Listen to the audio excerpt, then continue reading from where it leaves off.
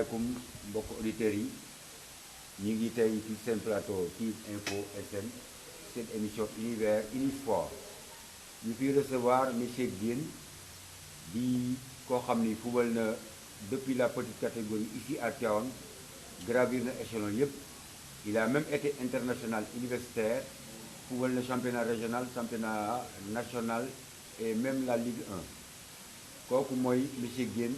nekk tey jii mu nekk vice-président district de Tivaouane de football chargé de la formation et des compétitions dans les petites catégories kooku la ñuy indil tey di leen ko présenté muy monsieur Diène monsieur Diène président ñu ngi lay nuyu lan nga ñu mën a dollil tey ci li ñu wax ci yow. voilà ginnaaw ba ma nuyoo ñëpp Omar sant yàlla bu baax julli ci Seydina Muhammad sallallahu alayhi wa sallam di la gërëm bu baax ci invitation bi parce que genre événement yu mel nii genre invitation yu mel nii ñun soxla nañ ko ñun district pour mën a jotee population bi parce que je crois que ces images aujourd'hui cette invitation va parcourir un peu le monde voilà li nga wax am na je suis professeur d'éducation physique je suis parti à la retraite maintenant ça fait 1 an mais j'ai vu ma passion parce que hormis li ma nekk prof d'éducation physique tamit optionnaire de football là et d'athlétisme le football moom c'est ma passion c'est ma vie je continue toujours à le pratiquer li nga wax nag xam nga je crois que j'ai joué étant jeune j'ai fait la petite catégorie joué naa aussi fii Damel en junior et en senior joué naa ak Damel les championnats régionaux wax nga dëgg quand j'étais étudiant au CNEPS j'étais un international au niveau de l'équipe nationale universitaire mais après sama passage bi ma joué ay Ndiambour première division après dama côtoyer un peu le métier d'entraîneur mais bi ma demee ba ci biir je savais que c'est du sérieux entraîneur moom day loo xam ni c'est capital par rapport à une équipe dafa am leneen lu ma nekkoon mënuñu woon a ànd pour ne pas tromper les gens je me suis mis un peu à côté mais taxul woon ma bàyyi football bi parce que commencé woon naa tatouiller un peu l'arbitrage parce que amoon naa ci ay qualité mais bi ma demee ba ci biir xam ne aussi amuma ci benn carrière parce que c'était dû à mon âge dama ko arrêté ci boobu nag laa xam laa retourné wu dem au niveau de l'administration du football moo ma valoir aujourd'hui comme li nga wax le poste de vice-président du district de football di saluer le président Pafal le Mbaye Donde les Habib et autres et je suis le chargé de la formation et des compétitions au niveau du district de football en même temps aussi sur le plan scolaire j'étais le premier vice-président du comité exécutif départemental chargé de la relance du sport scolaire je fais partie des pionniers qui ont relancé mooy li ñu daan wax UASU le sport scolaire dans le pays en même temps jusqu'à présent je suis le premier vice-président du comité exécutif régional au niveau de l'académie au niveau de l'IA de Thiès parce que boobu mandat boobu ministère des sports moo ma ko jox ramasser large voilà j'étais chargé aussi de développer le football spécifique au niveau du département cause pour laquelle da nga daan gis ay weeru koor je m'occupais de futsal boo xam ne léegi dafa am rupture parce que c'est dû à certains petits problèmes et on peut y revenir voilà. def na fi lépp def na fi carrière am def na fi dooleem def na fi ñaqam def na fi deretam def na fi poosam ba mu demee ba atteindre âge retraite ci la ni nag il va s'orienter maintenant sur la formation des petites catégories et des compétitions loolu moo ko valoir ce poste de vice-président au district du football du Tivaouane boo xam ne rempli na ci plus de 4 mandats il est à son 4e mandat si je ne me trompe pas à monsieur Diène je crois j'ai fait presque 23 ans waaw 23 ans de carrière 23 ans de district 23 ans de district donc c'est un homme multidimensionnel c'est un homme d'expérience alors tey suñu waxtaan li ñu koy gën a concentré tey mooy ci li nga xamante ni moom nga naan au niveau du district mooy la petite catégorie Diène gis nañu ici au niveau du département de Tivaouane cette catégorie là est laissée en rade mun nañu wax ni presque inexistant parce que gis nañ nos clubs traditionnels autant que nos clubs navétanes bu ñuy football table rase la ñuy demee dañuy wuti ay joueurs alors que la formation est importante ci carrière xale bi formation boobu moo doon permettre au club ñu am grenier bu ñu puiser pour assurer seen relève équipe lan nga ñu ci mën a wax en gros. Voilà, merci Omar. Je crois que tu as touché la plaie du doigt. Laal nga fi ñu war a laal. J'ai l'habitude de le dire, j'ai très mal. Et je le répète encore, j'ai mal. Parce que Ousmane, Omar, aujourd'hui le football, dama koy wax souvent dans les plateaux, fola buñ dul fooye. À cause de ces impacts nombreux yi nga xam ni dañu positif. Ba nga xam ni soo jëlee maintenant au niveau de Tivaouane, il y a beaucoup d'écoles de sport. Et je salue au passage ñoom Mbaye Ba, ñoom Naata, ñoom Aziz Faye, xam nga ak ñeneen ay Paya, les Biram Ngom, xam nga ñoom Dieng, y en a beaucoup qui gravitent autour de ces écoles. Mais le mal c'est quoi? C'est-à-dire que école bi dafa am fu mu yem. Parce que une fois que xale bi dem ba commencé nekk ay U17, problème bi mooy day génn école bi. Mais bu génnee école bi dootul am beneen plateau.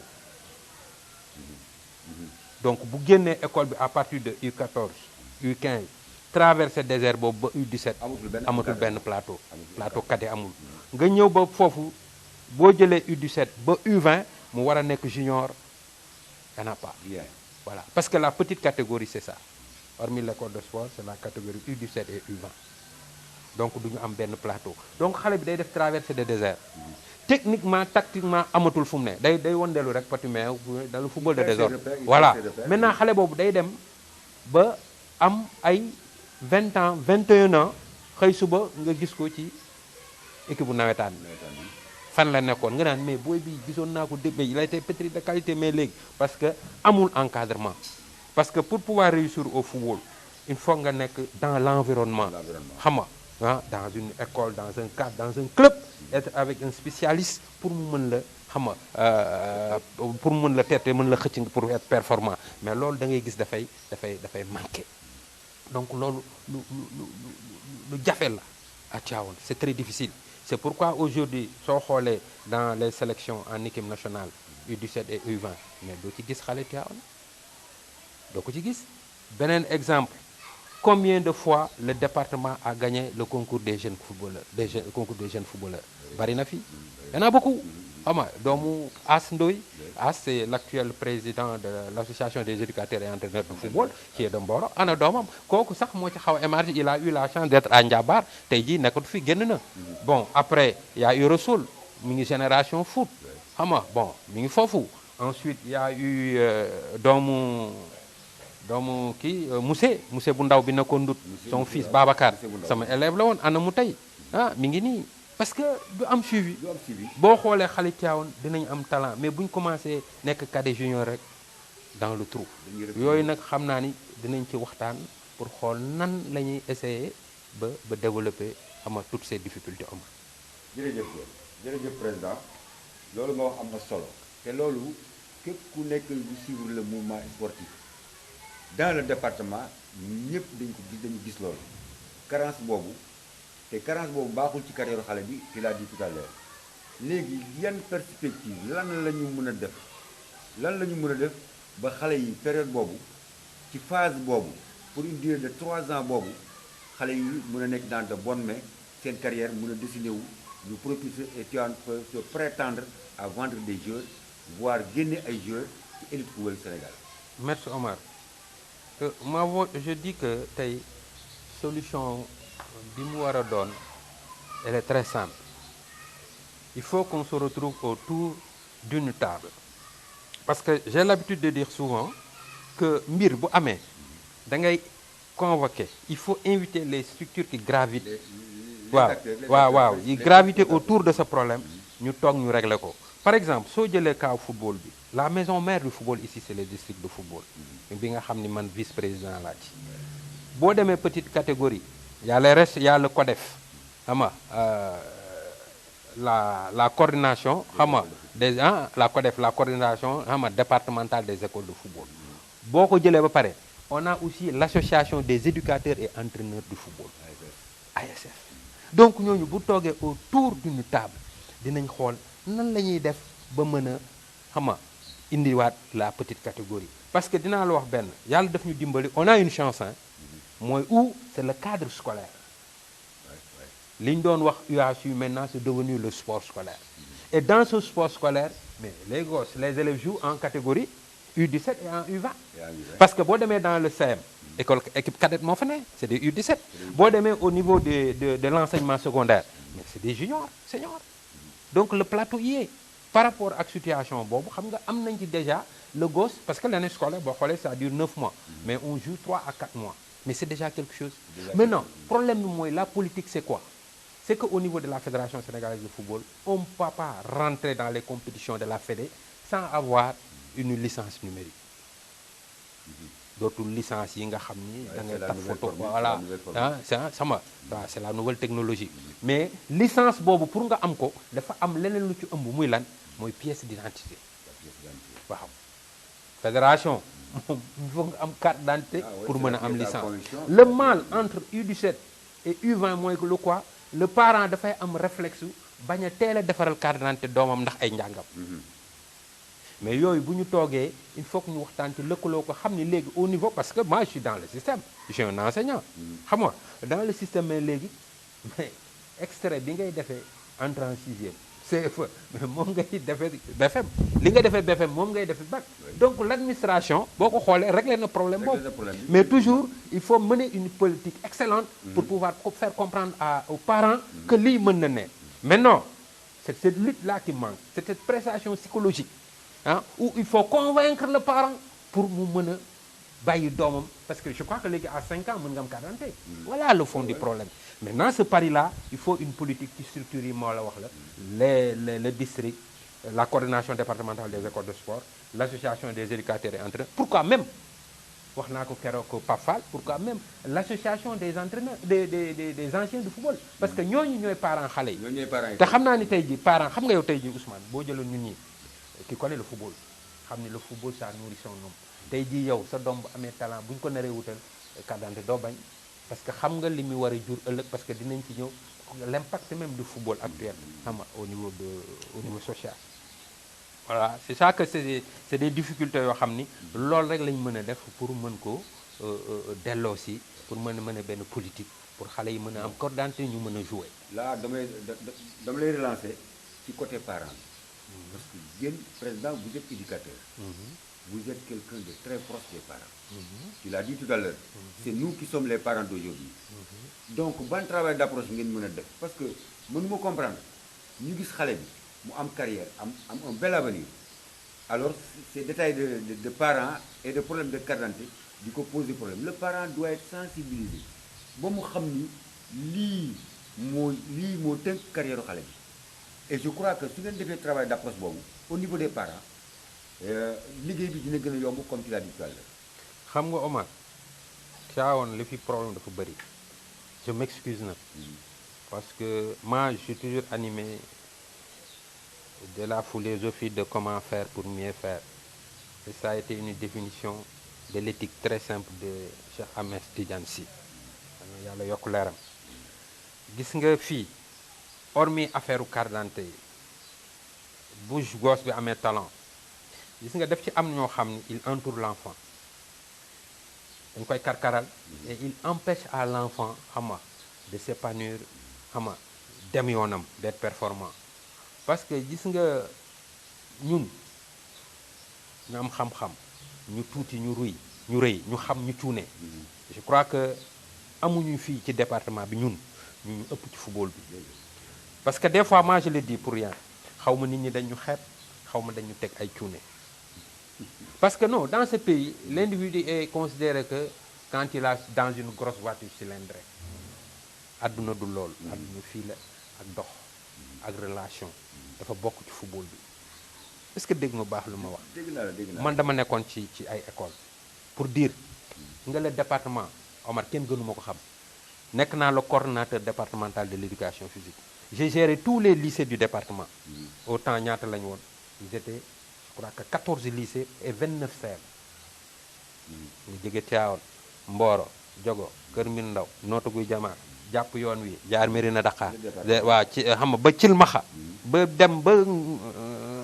Ngagne Diouf c'est moi qui gère tout ça donc xam naa département xam naa xale yi xam naa philosophie bi ñuy tenir discours parce que daf ci am ñoo xam ni dañuy nëbb xale yi tax te nga baal ma xamuñu ci football bi dara. dara lañ xamul ils n'ont aucune information. Comment faire progresser le gosse sur le plan professionnel fi muy jaar ba mën a nekk professionnel xamuñu ci dara. Parce que tu peux avoir un gosse mu mën a jouer et il peut pas devenir professionnel. gis nga des fois en général ñun am nañ agent yoo xam ne heure bu ñu ñëwee quand ils viennent ils regardent un match 2 matchs yow xale ba nga foogoon ni moom lay jël du ko jël. gis na day gis leneen. voilà day gis leneen. y a autre chose du football bi rek lay gis am na yeneen yu ëmb football bi. voilà voilà yoo xam ne yow talent xale bi rek ngay gis. donc loolu politique boobu dañ ko war a bàyyi man fii am na fi pas mal de gosses approché naa leen xam nga c'était pour yóbbu leen quelque part mais man lu ma ci am man du ma agent carrière booy bi xanaa kenn réussir ci may ma. kenn réussir ci loolu rek mooy sa fierté. mais souvent dañuy téye booy bi di ko kii tourner à gauche di ko tourner à droite di ko yóbbu fee ñii di wax à gauche ñii di wax à droite ba booy bi daf fiy toog ba xëy suba. bon foofu dagguma la mais yaa ngi soulever benn problème parce que là man automatiquement damay gis que ni donc problème de formateur c'est ce qui gravite autour de l'enfant. C'est des entraîneurs c'est des coachs c'est des formateurs dañ yor école de football ñoom donc dafa mel ni kon li su ma la déggee seen formation wala seen taxawaay ci xale bi dafa des lu bare loolu c'est un autre problème boo soulever sa biir wax. xam nga l'enfant dafa am fu muy gravité il est dans l'école mais bu jógee école bi tamit am na une famille. y a la rue aussi. kii mooy ko encadré il reçoit des informations xam nga mu génn ci mbedd mi am na ñu mu nekkal en relation avec le football de la rue mu dem seen kër y a une famille. donc dafa am ñetti structure yoo xam ni c'est un tout te ku ci ne dafa am impact ci xale bi. xam nga xale bi tey ji boo ko gisee ni ko yow mënoo waxtaan ak say parents ma yóbbu la ci tel centre mais j'ai eu à amener des enfants à Mbour dans un centre xam nga mais souvent xale bi bu demee il reçoit tellement de pression ñoom bu ñu nee xale bi centre pour ñoom xale bi nekk na Sadio Mané nekk na professionnel voilà déjà alors que loolu processus la dafa am fooy jaar pour tout ça xam nga loolu nag il faut que nit ñi tey ci si nga l'homme qu'il faut à la place qu'il faut man tey jii sànq bi ma fi ñëwee am na domaine yooyu ni wax dugguma ci du sama domaine tout ce qui est technique comment il faut monter l'émission ay affaires yooyu mais ma xaw ma ko c'est ça mais nag tey jii gis nga je dis bravo bravo à nos éducateurs qui sont dans les écoles ils sont en train de faire du bon boulot pour certains ben il y a d'autres je le dis haut et fort dañuy nax bëri na ci quoi qu'on dise gis nga affaire bi passion la affaire bi jàng la affaire bi sacrifice la pourquoi je le dis j'ai l'habitude de le dire souvent xam nga boo jëlee Omar plateau yi nga jël ay plots nga jël placeur nga jël bib yi dañu rafet bleu blanc rouge vert jaune rouge defar pour dof bu mel ni man xam nga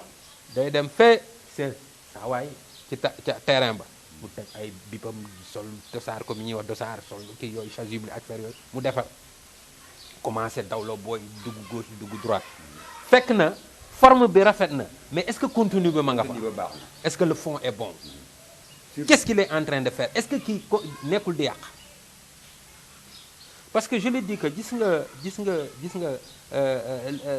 la formation pré ou formation dafa laaj plan programme c'est du sérieux il faut nga planifier ko. parce que mooy li njëkk ci xale bi. très bien mooy li njëkk ci xale bi. voilà c'est pas du tâton warul nekk hasard. tey jii koo ci demal war na la attends bu fekkee ni yow da nga bëgg booy bi nekk professionnel da nga koy teel a dugal dans un cadre professionnel parce que boo xoolee léegi le professionnalisme dafa gàtt boo xoolee booy yi ñuy dem léegi ñiy signer contrat ñaata at la ñu am des fois sax xale bi dafay dem du am 18 ans ñu ko xaaral ba am 18 ans ñu soog a signer contrat bi donc léegi au niveau ci niveau bu mag bi nit ñi ay xale la ñu yóbbu xale parce que aussi dañ ci bëgg di gagner dara tu vas prendre un gosse de U23 yóbbu ko carrière am dugul alors que bu xale bi di dem am 17 18 yooyu mais xoolal ba keroog muy am 33 ans ak yooyu ça fait combien d'années tu prends 10 ans yoo xam ne yow da nga ciy dund voilà c'est ça le fond du problème xam nga yooyu yëpp nag dafa laaj toog parce que nee naa la am nañ benn chance petite catégorie mooy école yi ñu ngi jouer maintenant bu xale bi génnee ci école bi génn école bi. li ñu war a am mooy yeneen structure ci la nag ñoom mbay baa gaa yooyu di nekk di daw. Maintenant le problème primordial mooy comme ni nga ko waxee qu'on mène une politique au niveau des parents pour permettre à l'enfant de détenir une pièce d'identité très tôt Très tôt. pour pouvoir jouer en cadet et en junior pour ñu mën a bokk ci compétition fédération xam nga lan mooy njëriñ et je te dis aujourd'hui dans le football moderne ñiy jël xale yi les agents suñ la ciblé li ñu lay njëkk a laaj mooy lan ndax am nga sélection nationale. Maintenant c'est très difficile que booy bi dem te amul sélection nationale. waaw c'est un peu difficile. parce que su ma nee la jeune waaw le jeune là am na waaw mais boo duggee ci fitu fédération xool ne booy bi kat match demoon na regroupement bi match contre tel il a été convoqué en équipe nationale là agent da koy gis. parce que aussi mënoo dem seppi kooka booy jël da ngay jël les internationaux. xam nga ci kaw nga voilà c'est ça. moo tax nag Tivaouane mais loolu nag sabab bi mooy lan il faut nga am licence fédération il faut nga jouer ñu sélectionner la au niveau départemental nga dem ñu sélectionner au niveau régional nga def et puis il faut ñu jaajëfal le président de la fédération sénégalaise de football Augustin que je salue au passage mi ngi fi woon ce matin sax parce que dañu amoon benn dëj HLM Pape Boucar moom la tantam gaañu quoi voilà jogos yal na ko yàlla xare àjjana il était là ce matin mais gis nga léegi dañu ubbi buntu bi je crois que sa boo xoolee statut démb convoqué nañ ci xaw ma 32 gosses xam nga pour ñu war a dem en stage xam nga ay U17 U20 c'est déjà quelque chose. tout ça c'est des sélections d'équipe nationale bu ñu génnee 32 17 yooyu wala 18 wala 30 yooyu bu ñu paree on va convoquer d'autres gosses déjà xam nga là c'est des portes ouvertes en sélection mais doo ci gis doomu Tivaouane. Pourquoi doo ci gis doomu Tivaouane parce que foofu remarque bi ma ciy def mooy que si tu n'as pas ces enfants là ces jeunes en compétition kenn mënu leen gis ba ñu dem sélection nationale. Effectivement. Et la remarque est que c'est un fait constant ici à Tivaouane. Nos clubs yi ñu fi am que ce soit Damel que ce soit Kouly que ce soit comment dire que yéen récemment bi fi ñëw amu ci benn boo xam ni wane nga présenté nga une petite catégorie boo xam dina mën a dem nekk en compétition pour que xale bi au niveau national ñu mën ko gis mën ko sélectionner mu prétendre à une sélection nationale comme tu l'as dit. xam nga Omar li nga wax lu nekk la xëy na sax xamoo ci lu bëri mais man mi nga xam ne maa daan jël plâtre bi ñuy tracé terrain je vais te dire tu prends le cas de Tivaouane on a combien de clubs on a 2 il y a Kouly il y a Damel il joue pas en petite catégorie. Il n'y en a pas. Kouly jéemoon na fi essayé am junior xaw ma mais ça n'a pas passé nga génn fii foo jëm tu vas à Pire. À Pire il y a un club US Pire il y a pas de petite catégorie. Tu sors de Pire tu vas à Mékhé il y a US Guney Mékhé ma nga fa il y a pas de petite catégorie. Tu viens tu prends les Niayes tu vas à Mboro il y a l'Etix il y a pas de petite catégorie. Il y a Guney Mboro il y a pas de petite catégorie. Tu vas au fin fond à Morolan ASC Morolan il y a pas de petite catégorie amoon nañu junior mais y en a plus. Il y a Kayor Foot qui était là ana moom sax léegi xam nga dem na donc boo xoolee tous nos clubs dans le département yoo xam dañ nekk en national 1 régional 1 ils n'ont pas de petite catégorie donc loolu ñun déjà on a même des problèmes pour faire une sélection départementale. Là président ça doit être une exigence de la fédération. Si. Parce que revenons un peu en arrière sur ce phénomène navétane. Tu as une équipe senior, il faut que tu présentes une équipe cadette. Sinon de les exclure ci compétition. Est-ce que ces clubs-là yi nga cité amuñu exigence au niveau de la fédération pour que ñu postuler pour les petites catégories? waaw mais xam nga je dis que tu as raison parce que dans le règlement je crois que en Ligue Pro c'est obligatoire nga am catégorie cadette mais xam nga ay difficultés kenn du ko renforcer parce que ñiy def texte yi aussi dañuy xalaat parce que tu peux pas avoir un grand club dans un département xam nga mu am problème mu lan parce que problème bi du ci club bi nee naa la problème bi ci ñi nga xam ne nanguwuñu defaral seeni doom pièce d'identité moo baax xam nga man politique bi tey jii moo doon lan je crois que on doit le commencer par les écoles de sport parce que gis nga ñi nekk ci école de sport yi kenn fayu leen Effectivement. kenn fayu leen xam nga jël sa doom ju toll nii 11 12 13 ma jël ko rien que ma koy dajale rek di def dara ci xam-xam ci moom rek di ko encadrer rek c'est déjà quelque chose. mais nag ñu it aussi dañu war a am politique foofu di leen xamal ni leen xale yi ngeen jox kat dafa am âge boo xam ne bu ñu ci tolloo il faut que ñu wutal leen carte d'identité parce que dinaa ci dugg xam nga football bi le football des jeunes dafa am ñetti impact. Le football des jeunes, il a 3 raisons. La première raison, elle est éducative. C'est l'esprit que ce football offre à l'enfant. Tout ce qui est esprit d'engagement, le sens de la responsabilité, le courage, la personnalité, l'esprit d'entraide, de solidarité, de sacrifice et de solidarité. Loolu xale bi daf koy gagner dans la vie en groupe. Voilà. C'est pourquoi la présence de l'éducation physique à l'école. Quand un professeur a un ballon, lui, ok, le ballon c'est bien, mais ce qui l'intéresse, moi, balle bobu, lan la meuna jural xalé yi ci comportement, ci psychomotricité. C'est ça, école de sport aussi, lolu daf ci am solo. Ça c'est la première raison. La deuxième raison, c'est quoi? C'est la pratique sportive parce qu'on a l'habitude de dire un esprit sain dans un corps sain. Mais man dama ci yok aussi dans un environnement sain. C'est important. Lolu moy troisième raison. Maintenant, ça reste une troisième raison. Moo tax ma ne le football bi folo bu kenn dul fooye mais c'est le facteur économique. Le football est devenu du business. Tey jii ku sañoon bokk ak ay Cheikh Diatta wala ay Sadio Mané. Am déet. Voilà. Un football qui gagne des milliards par an. Mais arrêtons. Il faut que nit ñi ñu yeewu. Xam xalaat tuuti que xale yi ñu ngi leen téye alors que aujourd'hui poñe boobu ñu poñe suñu doom yi ba duñu leen wutal pièce ñu war a jouer alors que ils sont pétris de qualité parce que Omar moi j'ai mal je le dis parce que je sillonne damay dem Thiès damay dem Dakar je fais toutes les régions je vois j'y vais à Mbour fréquemment j'y vais à Thiès comment ces jeunes comment Mbour et Thiès du ma wax raw nañ ñu de mais ils sont en avance sur nous par rapport à la petite catégorie soo gisee tey seen xale mënuñu jonganteeg suñu xale mooy parce que ñoom dañu nekk ci cadre dañuy génn école de sport bu ñu fa jógee ñëw U17 bu ñu fa jógee ñëw U20 am ay sélection dem dans les clubs mënul bokk ëllëg ñu dem seen yoon donc il faut que sur le plan organisation ñun même vous la presse on a besoin de vous qu'on se mette autour d'une table on discute on échange pour xool ban politique dañuy demee vers les parents pour leur permettre d'avoir waxuma la sa 40 mais il y a des gosses qui n'ont même pas d'extrait. Moi je suis dans les écoles da ngay dem ci école mais am xale yoo xam ne amuñu extrait. Le problème de l'entrée en sixième est là. Voilà c'est ça. Et puis je te dis que l'extrait est tellement coté parce que boo amul extrait mais doo mën a am 40 boo amul 40 mais doo mën a am licence fédération doo mën a am sax passeport. La base c'est l'extrait. La seconde base maintenant c'est la pièce d'identité.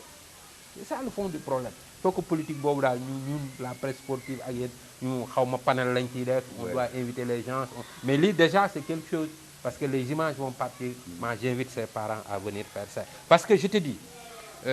Omar boo xoolee fédération souvent dañuy nuancer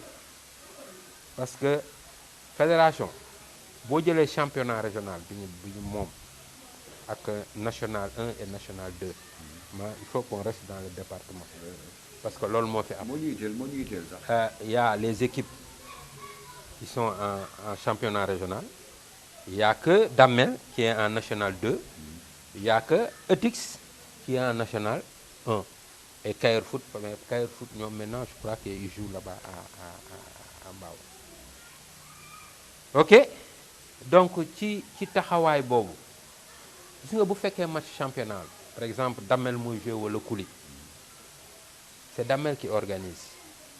xam nga ñu bëri tey ci dëkk bi dañ may mere ñu duñ ma nuyu te dañu xamul organisation bi ni mu tënkoo quand c'est un championnat fédération daf ci am benn charge mais liy des yëpp club bi la xam nga bu Damel joué c'est les Damel qui vont aller à la police parce que tu peux pas jouer un match sans la sécurité ça fait partie des textes Damel mooy dem fay police sécurité Damel mooy dem fay ñu tracer terrain bi Damel mooy fay stadier yi képp kuy liggéey ci stade ba Damel moo lay fay Damel mooy yor billetterie mooy jaay ay billets bu ko neexee ubbi moo xam lu muy def maintenant quelle est la mission de la fédération dans ce football arbitre yi ñëw fédération moo leen fay délégué fekk am na délégué fédéral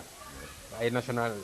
1 yooyu dañuy am délégué fédéral fédération moo leen di transporter moo leen di fay ba ci fii bu Damel de jouer tey bu ma nekkee délégué wala keneen nekk ko Damel délégué dama Damel moo koy jox transport 2000 yooyu je salue Mame Gouda au passage parce que dama daan wax foogoon naa ne ay dégg naa ay 35000 lañ leen di jox ak loolu ma ne ko des fois sax duñu la ko jox parce que da ngay jaay billet perte du ko am donc charge boobu club bi moom moo ko yor fédération lan lay def arbitre lay envoyé commission centrale de l'arbitrage ay mbay góor gi ñu salue au passage ñoo lay yónnee ay arbitre wala Thiès ak yooyu ñu ñëw ñooñu fédération moo leen di fay boo xoolee donc fédération charge boobu rek la ci am s'il y a un match où dafa am délégué fédéral c'est le délégué fédéral ñoom ñoo koy fay aussi mais yeneen ci yëpp Damel la koy def wala Kuli c'est pourquoi quand les gens viennent naan ancien Damel la xamuñu li ñuy def parce que gis nga gérer équipe football dafa metti charge yi dafa bari xoola bu Damel di jouer xale yi dañuy ñëw tey samedi fanaan dafa leen reer dafa leen couchant ñu yeewu suba ndékki añ reer nga wut bis bu leen transporter bu fekkee dañuy dem xam nga charge yi dañu bari xam nga loolu moom transport bi na moo fàttale sax naa la ci wax nouvelle bu neex parce que j'appartiens à un mouvement xam nga politique gu ma nag man nee naa la ñun dañu bëgg a def ay politiciens mais tel na on va pas mettre la charrue avant waaw ça waaw dañuy développer après on va y revenir pour voir la difficulté qu'on nous a réglé par rapport à ce transport donc charge boobu la ci club bi am fédération la d'ailleurs maintenant bu fekkee nag coupe du Sénégal la ça c'est la coupe de l'État parce que le football Omar c'est une compétence transférée état moom ko moom état bi mu ko moomee ku mu ko jox ministère des sports ministère des sports xam nga sport yi dañoo bari mu jël defar ay fédération def fédération sénégalaise de football jël football bi jox ko ko xam nga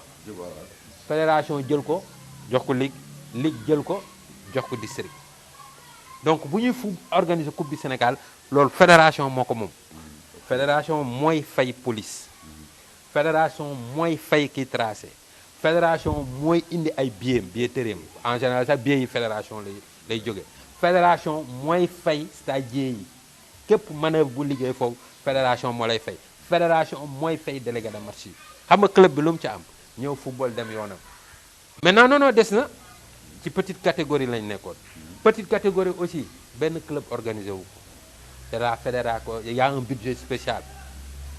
mooy fay traçage mooy fay arbitre yi foofu sax arbitre yi en général compté lay doon teg ci lay doon au niveau de la petite catégorie est-ce que comprendre ma mooy fay mooy jël charge yëpp donc fédération charge tout ce qui est coupe du Sénégal et petite catégorie moom moo koy occupé petite catégorie boo gisee mën la petite catégorie dañu ko war a naw doo defee remarque petite catégorie du am sécurité dafoo remarque boobu kon nga xam ne affaire xale la parce que la présence de la police peut perturber l'enfant donc dañu war leen wax ni lii amul tension warul am problème ba sécurité di intervenir parce que tu vois pas la sécurité n'est pas prévue hein c'est ça donc c'est du véritable fair play quoi. dañu koy gis même lors des matchs cadets. voilà c'est ça. Il y a pas de sécurité. mais nag il faut y penser à mettre la sécurité c'est ça commence à déraper un peu quoi. bon oui. très bien. mais loolu nag boo ko gisee on pense au volet éducatif. waaw ñu fàttali leen tey ñu ngi ak suñu gan président Abdourahmane Diène président vice-président du chargé de compétition et de la formation des petites catégories. président wax nga ko léegi déglu nañu la ce tour d'horizon mais qu'est-ce qu'il faut concrètement au niveau local avec nos équipes qui sont sur place pour que ñu am ces petites catégories et que ces petites catégories soient mises en compétition qu'est-ce qu'il faut réellement. le problème mooy mbir bu ko ay nit bokkee ñu toog autour d'une table xam nga après ils vont en discuter yàq sax ñu toog ñu def un plan programme buñ ko defee. et c'est nécessaire avec les clubs hein. ah waaw club yi évidemment les présidents de club waaw ils sont concernés woo président club yi les clubs ñu ñëw toog bu ñu ñëwee toog ñu mënandoo une politique est-ce que xam nga par exemple xool xale yi nga xam ni xam nga ils gravitent autour des Damel ñu mën leen licencier xool xale yi nga xam ni ils gravitent autour de l'ASC Kouly ñu mën leen a licencier en junior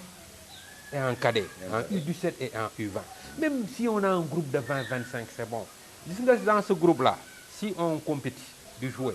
ça va permettre ñu am une sélection départementale. Ça va permettre en partant de cette sélection départementale ëllëg Mame Moussa le directeur technique régional buy def une sélection régionale parce que ici c'est Mansour qui est le directeur technique départemental xam nga buy may ñun ko ñun ko suñ cee ngi nii bu Mbour indee Thiès indi mais ñun ñu indi parce que xam nga am na benn sélection bu fi amoon parce que je te lis au départ parce que en 2019 petite catégorie sur le plan national ñun ñoo ko jël Thiès la région de Thiès et en 17 et en U20 on a gagné les 2 trophées mais tu n'as vu aucun enfant de Tivaouane gisoo benn xale Tivaouane am na ñu doon wax ci réseau yi di sax di casse naan pourquoi mais xam nga man du ma duggul ci loo xam ni c'est pas officiel parce que quand on est responsable il faut agir en responsable je réponds pas parce que nit ki da ngay am réflexe yow mënoo ni bokkoo ci ay compétition ba pare bëgg fu ñu lay sélectionné mais duñu la gis amuloo miroir quel est le mérite day yàq sax alors que am na ñoo xam ne ils ont fait un effort d'avoir des U17 et U20 compétir en championnat petite catégorie mais quand même c'est ça la raison c'est pourquoi ñun ñu ngi doon jam mais ça nous a fait très mal bu ñu sañoon et puis xale Tivaouane kenn dàqaluñu football xam naa li ma la wax ci sport scolaire bi laa ne ak prof enseignant de PS là c'est des gosses pétris de qualité mais maintenant ce qui nous manque rek mooy le plateau il nous faut une vitrine en face voilà c'est ça je crois que c'est le politique maintenant la deuxième difficulté c'est le problème de l'émergence de nos clubs dans le département à Tivaouane parce que je suis invité pour Tivaouane ou bien pour le département. Pour le département. waaw ok boo xoolee wax naa la ko sànq je crois qu'on a 7 clubs on a 2 à Tivaouane on a un club à Pire on a un club à Mékhé on a 2 clubs à Mboro on a un club à Morolan ça fait 7. parce que waaw 7 parce que nee naa la tey kii nekkatu fi quoi Kayor Foot mais 7 yooyu il y a que Damel qui est en national 2 il y a Etix qui est en national 1 si nous venons amoon nañ fi Kayor Foot c'était 2 clubs qui étaient en Ligue Pro machallah mais dañu rétrogradé dañu wàccaat mais wàcc bi c'est dû à quoi à un problème de terrain parce que la Ligue Pro avait pris la décision comme quoi que désormais xam nga à partir de 2019 xam nga tous les matchs en Ligue Pro que ça soit Ligue 1 ou Ligue 2 vont se jouer sur de la pelouse soit gazon simple ou gazon synthétique. À Tivaouane on n'en a pas donc nos clubs étaient obligés de se déplacer et puis la première zone de chute d'accueil c'était Mbour c'était Diamba ou bien fële Caroline Faye. Alors tu peux pas toute la semaine sur du sable xam nga xaar ba dimanche ngay tase ak équipe bu Mbour wala équipe bu jógee Thiès wala équipe bu Dakar ngeen tase mais ça ne colle pas. ça ne colle pas. c'est loolu moo wàcce un peu Kayor Foot ak Etix hein. effectivement problème de structure. Etix ils sont très bien organisés Etix je salue le président Babacar Sow mon frère mon ami qui est un gentleman qui est excellent parce que c'est un club où les gars sont logés ils sont nourris ils sont soignés c'est des véritables professionnels ils sont payés ñooñu tey bu ñu wàccee pelouse moo leen wàcce parce que terrain Mbaro bi lan la c'est du sable le dimanche ñu bëgg a dem jouer bi foofu loolu moo xaw a wàcce suñu club yi foofu maintenant si ñu ñëwee dans le championnat régional gis nga suñu club yi Omar il faut qu'il change de comportement wax naa la football bi foo la buñ di fooye gis nga àdduna tâton moo amatul kenn du dem ci hasard xam nga des fois les gens disent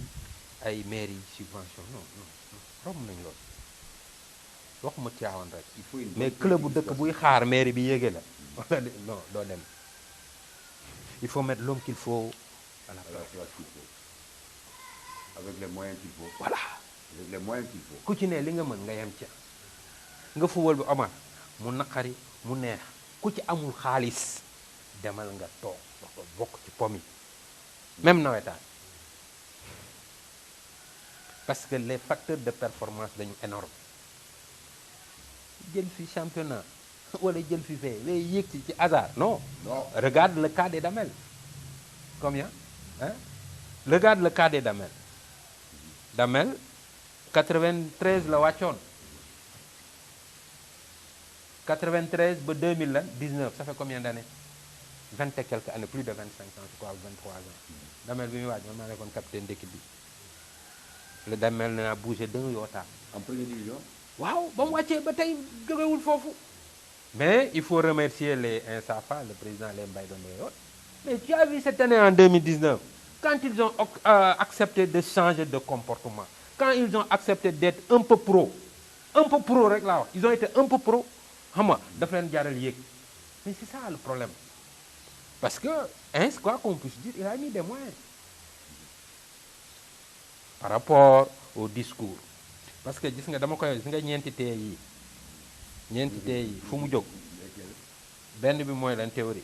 xam ni ngay waxee xam ki ngay waxal xam ki ngay waxee la théorie le discours il faut que ça passe il faut être pédagogue pour nit ñi mën la comprendre il faut savoir communiquer vous êtes dans la communication c'est la base de tout C'est la base de tout. la technicité tey tu m'as invité à une émission il faut que ma xool ban technique laay employé pour yow li nga bëgg ci sa kii bi mu jàll c'est du professionnalisme y a le timing dafa am temps da nga ne on va caler pour 1 heure mais après 1 heure tu vas faire autre chose ah donc le temps c'est un facteur de performance léegi le dernier T c'est la tâche bu ñett yooyu regroupé wu tâche bi du baax loolu nag il faut ñu incorporer ko dans nos clubs. Et comment? C'est ça. Comment? C'est être pro. Yow laa koy laaj. Et comment? C'est très facile que chacun reste à sa place. Omar c'est le secrétaire administratif dañu ko bàyyi administration kii c'est le secrétaire général dañu ko kii mbirum xaalis la yor dañu ko bàyyi xaalis te xaalis ba kañ koy jox na am xaalis mën a am xaalis mën a liggéey xaalis mais doo jëm jël ku amul xaalis di ko dénk xaalis. beneen bi mooy li ñu njëkk a war a def suñu club yi mooy wutal club yi compte quand on va à la mairie par exemple le maire que je salue au passage may ñu xam nga subventionné man su ma sañoon dañ koy bàyyi dañ koy virer ci compte. mais pas loxo quoi. waxuma rek fii de dans tous les clubs municipalité bu may na ko virer ci compte compte ba. compte ba comme ñun sport scolaire xam nga ni ñuy doxee xam nga sport scolaire dañu amoon problème xaalis léegi Kadia l'inspectrice d'académie bi mu ñëwee mu ni waaw mais ñun élève bi bu nekkee école bu inscrire 10 000 francs mais 200 francs yi du pour sport scolaire la pour affaire sport école yi mais 200 francs yooyu interclasse donc la mais mënuñu jël fukki dërëm yi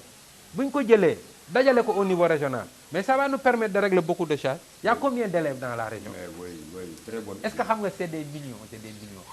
Moi je te dis que je suis le premier vice-président de ce comité su amee contrôle bu baax à condition qu'on soit sérieux entre le prof d'éducation physique et le principal ou bien le proviseur. mënuma sama école am 1000 élèves wala joxe 1000 par fukki dërëm ñaata la 50 000 nga dugal 25 début bi doon nañu créer le problème parce que nit ñi réflexe boobu la ñu am c'est pas bon mais noonu la ñu régler suñu problème donc club bi aussi dañuy wut contre ku leen di jox xaalis verser ko ci tey bu ñëwee génn ah y a des développeurs je veux pas donner de nom parce que xam nga y a des gens mais mën naa joxe sama boss parce que ñun politique gu ñu on est dans le développement y a des mécènes comme Ablaye Ndiaye Ngalgou tu as vu c'est des gens yoo xam ils sont très nickel c'est des gentlemen ils sont pas venus faire la politique directement non on est dans le développement nous on veut développer on veut éduquer on veut former on veut accompagner on veut rénover voilà la philosophie de ce président man mosuma politique très bien très bien ñooñu ngay seet ñu ñëw ñu may la nga dugal ko ci compte bi ak keneen yanaa jeneen a ngi fii boo booleeg li la maire jox xam nga y a des présidents de mouvement ñoom Gumbala ñu ngi fii y a Lamsi yàlla y a Sangaré ku yàlla c'est des mécènes mën nañu ñëw dimbali ñu mais duñu ko jox meeg ma dañ ko def compte ba nag ñu def ci ñetti nit comme ni sport solaire def benn nit du mën a génn xaalis mais gis nga c'est très simple bu fa ay millions nekkee mais football bi kenn mënul nax kenn tey ji équipe buy football Tivaouane charge bi lan la fay police 48 heures avant après lu ci topp xale yi ñëw fanaan si nga reeral leen yow suba ndekki añ jox leen couchant après le match le prix bi y a pas autre chose dem fay police yàpp jeex na su ñuy génn lan moo ci yokk y a que le transport est réglé maintenant encore c'est le gentleman qui revient il nous a offert 2 bus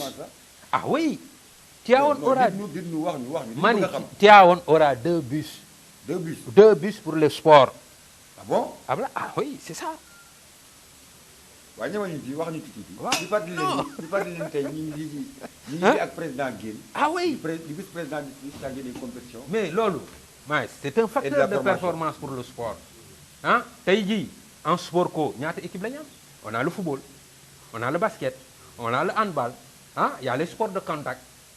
il y a l'athlétisme, les sports individuels, la lutte, le taekwondo ak l'athlétisme. Tey jii ça va permettre tey ku ci génn mais ku la régler le problème mu transport dafa métti ci club ba. C'est pourquoi la fédération sénégalaise de football di subventionner club yi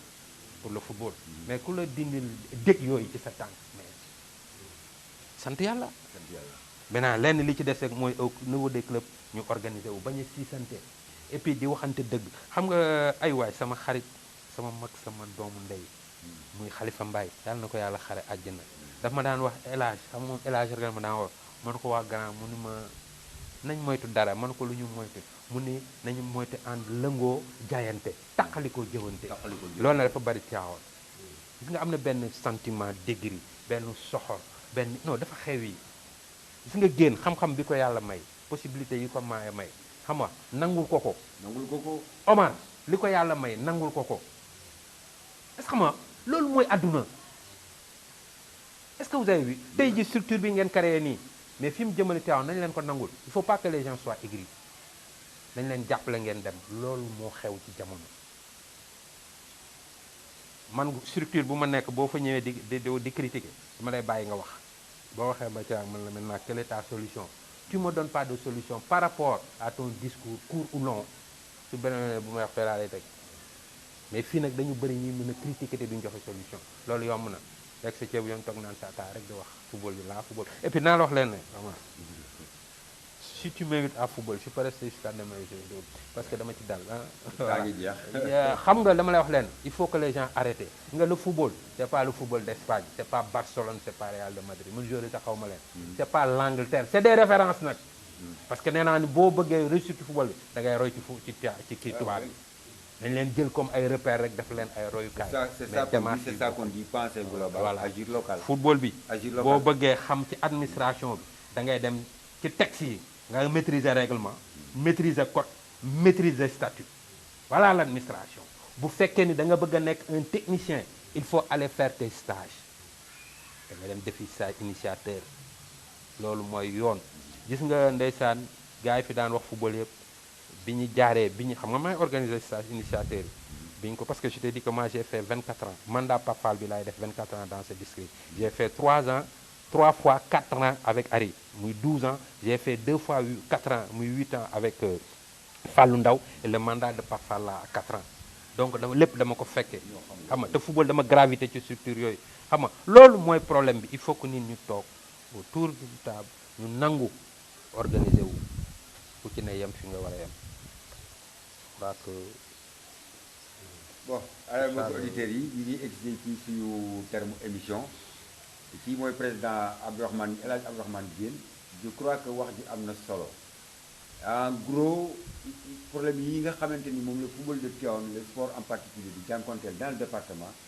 li ñu ci mën a jàpp en résumé mooy que donc ñun dañu am problème d'homme yu am taxawaay problème d'homme encore Diène li mu gën a insisté ci waxam nekkul les petites catégories nekkul xale yi mais ñi tourner autour ci xale yi foofu la Diène gën a accentuer déballage am te li mu métti lu lépp mooy ce manque de sérieux ce manque de volonté ce manque d'ambition que nos dirigeants ont dans ce département am na loo xam ni da nga koy def sa njaboot mu jëmale sa njaboot kanam am na loo xam yaa ngi koy doxee da ngay tardel sa njaboot da nga koy naajee alors mbokku auditeurs yi ñu ngi leen di remercier di leen sant leen gërëm di remercier l'invité di la jox kàddu gu mujj yow di la bàyyi waaw ndax lan nga bëgg a tëjee. li may tëjee rek mooy sant leen yéen gërëm leen di def appel rek à l'union dama la wax football bi folo buñ koy gundul fooye xam nga souvent dañ ni équipe ce n'est rien d'autre qu'un ensemble de qualités intellectuelles propres à une entité gis nga lu ordre amul lu baax di fa am gis nga dans un club il faut avoir de l'orientation il faut avoir une réaction il faut avoir une différenciation il faut mettre un rythme il faut équilibrer am na solo subhaana rabbika rabbil izzati amma yasifun wa salaamun alal mursalin walhamdulillahi rabbil alamin jërëjëf président la rédaction de Tic Info vous remercie de votre disponibilité